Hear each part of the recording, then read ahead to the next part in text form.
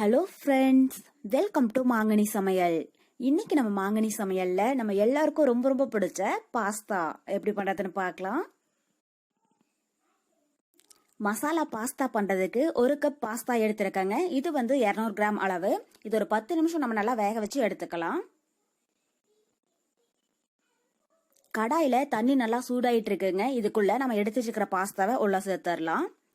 கூடவே ஒரு table spoon அளவுக்கு எண்ணெய் சேர்த்துடுங்க. அப்பதான் பாஸ்தா ஒன்னோட ஒன்று ஒட்டாம இருக்கும். எண்ணெய் சேர்த்துட்டு ஒரு டைம் நல்லா கலந்து விட்டுடுங்க. மீடியம் ஹீட்லயே இது 10 நிமிஷம் இருக்கட்டுங்க. அதுக்கப்புறமா நம்ம தண்ணியிலிருந்து தனியா வடிச்சு எடுத்துடலாம். ரொம்பவே அதிக நேரம் வேக வச்சிடாதீங்க, குழஞ்சி போயிடும். கரெக்டா 10 நிமிஷம் போல வேக வச்சீங்கனால நல்லா சாஃப்டா வெந்து வந்துடும். இது ஒரு 10 நிமிஷம் இருக்கட்டும். பாருங்க, இப்ப பாஸ்தா 10 நிமிஷம் நல்லா வெந்துடுச்சு. இப்ப ஸ்டவ் ஆஃப் பண்ணிட்டு பாஸ்தாவை தண்ணியிலிருந்து தனியா எடுத்து வச்சிடுங்க. பாஸ்தாவை கொஞ்சம் கூட தண்ணி இல்லாம வடிச்சிட்டு ஒரு அகலமான பிளேட்ல ஒரு 5 நிமிஷம் நல்லா ஆற வச்சிடுங்க. அப்பதான் பாஸ்தா நமக்கு நல்லா ஒன்னோட ஒன்று ஒட்டாம உதிரியா இருக்கும். நான் நார்மல் பாஸ்தா தாங்க எடுத்திருக்கேன். உங்களுக்கு இது வேண்டாம் அப்படின்னு நினைச்சீங்கனாலும் வீட் பாஸ்தாவும் இருக்கும், நீங்க அதுவும் வாங்கிக்கலாம். அதுலயும் டேஸ்ட் ரொம்பவே சூப்பரா இருக்கும். இப்ப பாஸ்தா ஒரு 5 நிமிஷம் நல்லா ஆறட்டும். அடுத்தது நான் மீடியம் சைஸ்ல 3 தக்காளி கட் பண்ணி வச்சிருக்கேங்க. இதை மிக்சி ஜாருக்கு மாத்திட்டு நல்லா நைஸா அரைச்சு எடுத்துக்கலாம்.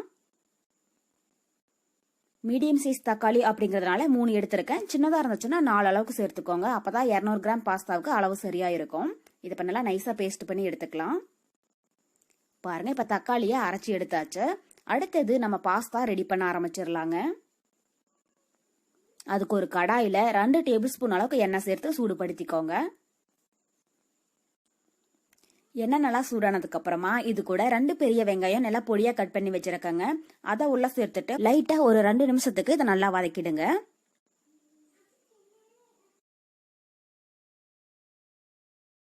பாருங்க, இப்ப வெங்காயம் ஓரளவுக்கு வதங்கிடுச்சு. இது கூட அரை டீஸ்பூன் அளவுக்கு இஞ்சி பூண்டு விழுது சேர்த்துட்டு அதனுடைய பச்சை ஸ்மெல் போற அளவுக்கு நல்லா வதக்கிடலாம். நம்ம இஞ்சி பூண்டு விழுதும் சேர்க்கலாங்க, இல்லைன்னா இஞ்சி பூண்டையும் நல்லா பொடி பொடியா கட் பண்ணியும் சேர்க்கலாம். அது மாதிரி சேர்க்கிற போது ஒரு சில டைம்ல குழந்தைங்க அந்த அளவுக்கு விரும்பி சாப்பிட மாட்டாங்க. இது மாதிரி இஞ்சி பூண்டு விழுது சேர்த்தோம்னா அதோடைய ஃபிளேவர் ரொம்பவே நல்லா இருக்குங்க, குழந்தைங்களும் விரும்பி சாப்பிடுவாங்க. பாருங்க, இப்ப இஞ்சி பூண்டுடைய பச்சை ஸ்மெல் போக நல்லா வதங்கிடுச்சு. இப்ப இது கூட நம்ம அரைச்சி எடுத்து வச்சிருக்கிற தக்காளி விழுதை உள்ள சேர்த்துடலாம்.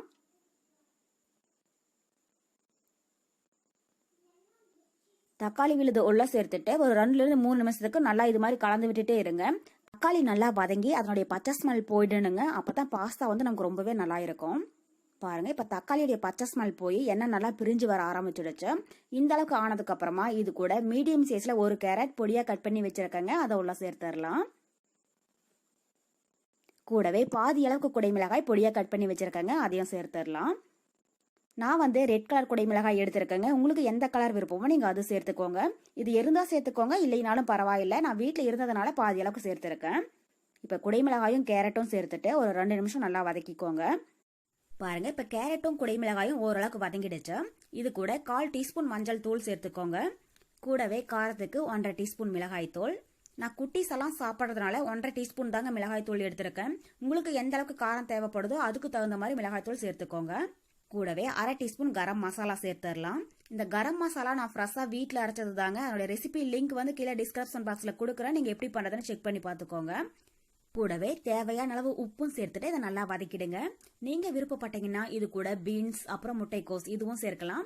இல்ல வேற ஏதாவது காய்கறிகள் உங்களுக்கு விருப்பமா இருந்துச்சுனாலும் அதுவும் சேர்த்து செய்யலாம். டேஸ்ட் ரொம்பவே நல்லா இருக்கும். போட்ட மசாலா பொருள் எல்லாம் காய்கறியோட நல்லா சேர்ந்து வதங்கிடுச்சு. இந்த அளவுக்கு ஆனதுக்கு அப்புறமா இது கூட ஒரு டேபிள் ஸ்பூன் அளவுக்கு தக்காளி சாஸ் சேர்த்துக்கோங்க. தக்காளி சாஸ் சேர்க்கிற போது நமக்கு பாஸ்தாவோட டேஸ்டும் பிளேவரும் ரொம்பவே நல்லா இருக்குங்க. நீங்க விருப்பப்பட்டா இது சேர்த்துக்கோங்க, இது இல்லைனாலும் பரவாயில்ல. இப்ப சாஸ் சேர்த்துட்டு லைட்டா 1 நிமிஷம் மட்டும் இதை நல்லா வதக்கிடுங்க. சாஸ் சேர்த்திட்டு அதிக நேரம் வதக்கிடக்கூடாது, 1 நிமிஷம் போல வதக்கினீங்கனாலே போதும். பாருங்க, இப்ப சாஸும் காய்கறியும் நல்லா வதங்கி எண்ணெய் பிரிஞ்சு வர ஆரம்பிச்சிடுச்சு. இந்த அளவுக்கு ஆனதுக்கு அப்புறமா இது கூட நம்ம வேக வச்சு எடுத்துருக்கிற பாஸ்தாவை உள்ள சேர்த்துடலாம். பாஸ்தாவை இது மாதிரி ஒரு அகலமான பிளேட்ல ஆற வச்சிங்கன்னா தாங்க ஒன்னோட ஒட்டாம நல்லா உதிரியாவே இருக்கும். இப்ப பாஸ்தா உள்ள சேர்த்துட்டு ஸ்டவ் மீடியம் ஹீட்ல வச்சுட்டு ஒரு 5 நிமிஷம் நல்லா வதக்கிடுங்க. அப்பதான் பாஸ்தாக்குள்ள மசாலாலாம் நல்லா இறங்கி வரும். பாருங்க, இப்ப பாஸ்தா மசாலாவோட நல்லா சேர்ந்து வந்துடுச்சு. இந்த ஸ்டேஜ்ல உப்பு காரம் பார்த்துட்டு உங்களுக்கு தேவைப்பட்டா கொஞ்சமா சேர்த்துடுங்க. பாருங்க நம்ம பாஸ்தா நல்லா உதிரியா ரொம்பவே சூப்பரா வந்திருக்கு. பார்க்கவே கலர்ஃபுல்லா ரொம்பவே நல்லா இருக்குங்க. இது டேஸ்டும் ரொம்ப ரொம்ப சூப்பரா இருக்கும். கடைசியா பொடியா கட் பண்ண கொஞ்சம் மல்லி இலை தூவி விட்டுட்டு ஸ்டவ் ஆஃப் பண்ணிடலாம்.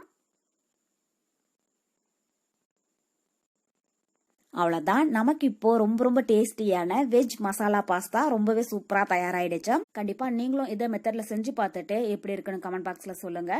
என்னுடைய இந்த ரெசிபி வீடியோ உங்களுக்கு பிடிச்சிருந்தா மாங்கனி சமையலுக்கு சப்ஸ்கிரைப் பண்ணுங்க. நன்றி.